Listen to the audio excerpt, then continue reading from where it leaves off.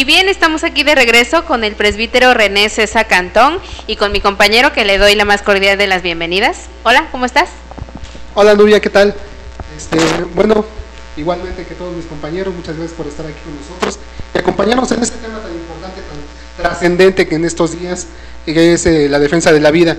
Y bueno, hemos visto muchas veces en estos últimos días en las noticias y sobre todo, bueno, en los medios masivos de comunicación, que se enaltece mucho lo que es la cultura de la muerte. Vamos por la eutanasia, y que vamos por el aborto, y que vamos por la pena de muerte. Bueno, ¿cómo deberemos de hacer o cómo deberíamos de actuar nosotros los católicos ante todo esto, este golpeteo de los medios de comunicación masivos que nos tratan de inculcar esto que es la cultura de la muerte? Bueno, el gran deseo de la Iglesia, y concretamente de Juan Pablo II, pero de toda la Iglesia también hoy, es que los católicos trabajemos para formar una cultura de la vida. Por cultura entiende la encíclica de Juan Pablo II una manera de pensar, de sentir y de actuar, en este caso contrario a la vida, cuando habla de cultura de la muerte, ¿sí? No es que él piense que toda la sociedad está a favor de la muerte, no, pero que sí hay sectores importantes y variados de la sociedad que pues apoyan la muerte en varias fases, en distintos niveles. Por eso hay que explicar bien, porque cuando se habla de cultura no se entiende por algo culto, algo inteligente, sino una manera de pensar generalizada, no tan generalizada que podamos decir toda la sociedad está a favor de la muerte, no, pero sectores importantes de la misma están a favor de la muerte. Y eso es lo que a veces él llama cultura de la muerte y a veces la llama anticultura,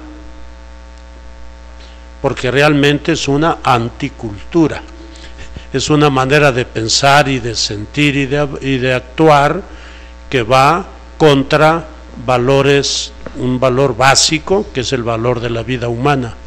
Claro que sí.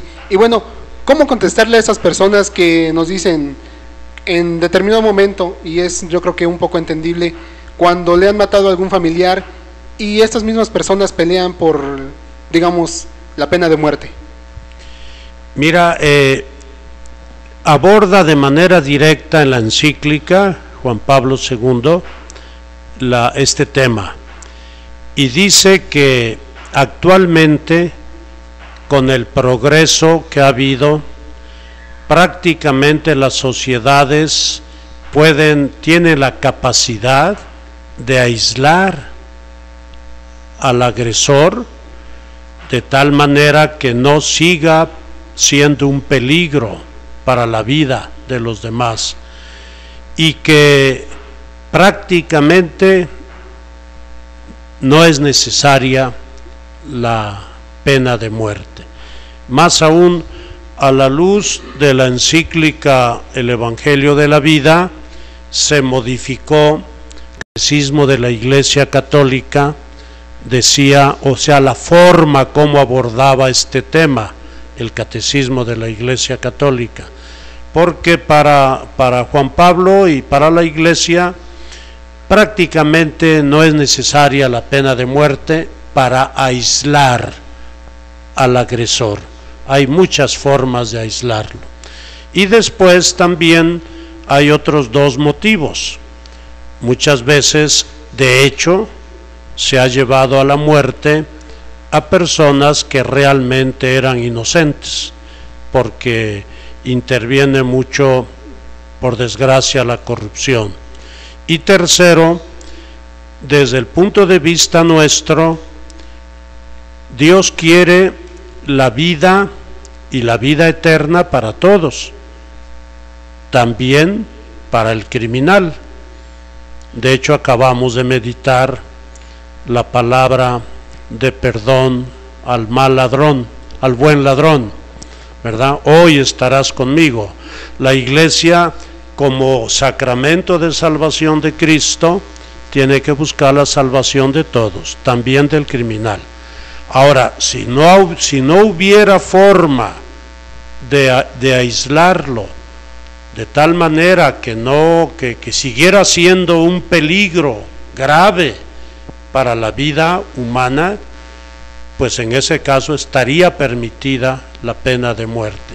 Pero esos casos son prácticamente, pues no se dan prácticamente. Ok, y en estos casos, en determinado momento que se llegaran a dar, ¿el victimario llegaría a ser víctima? En muchos casos ha sido víctima el victimario, en muchos casos. Es decir, lejos de mí y lejos de la iglesia defender al criminal. En cuanto criminal, por supuesto que no se puede defender al criminal en cuanto criminal. Se está totalmente en contra del crimen, pero se trata de salvar a la persona, sobre todo de la salvación eterna.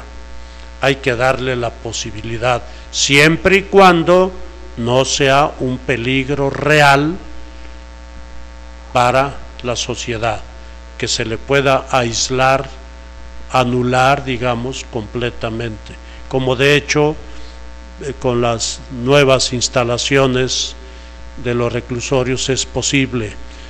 Siempre está de por medio la corrupción, pero eso ya es otro problema. Bien, ¿y cuál sería la estrategia por parte de la iglesia ante este tipo de situaciones? No, la iglesia no tiene estrategia para la pena de muerte. La iglesia simplemente pide que se aísle al injusto agresor para que no sea peligro.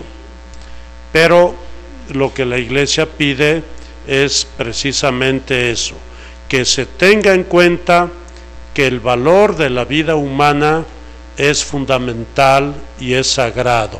La iglesia parte de principios. La iglesia no tiene estrategias. La estrategia es la manera concreta como llevar a cabo una acción, y la iglesia parte de principios, de valores. Ya la estrategia concreta le corresponde pues a cada autoridad. Bueno, pues vamos a un corte y ahorita vamos a continuar platicando aquí con el presbítero René César. Adelante, Félix.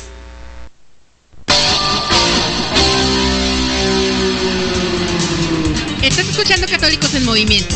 En un momento regresamos.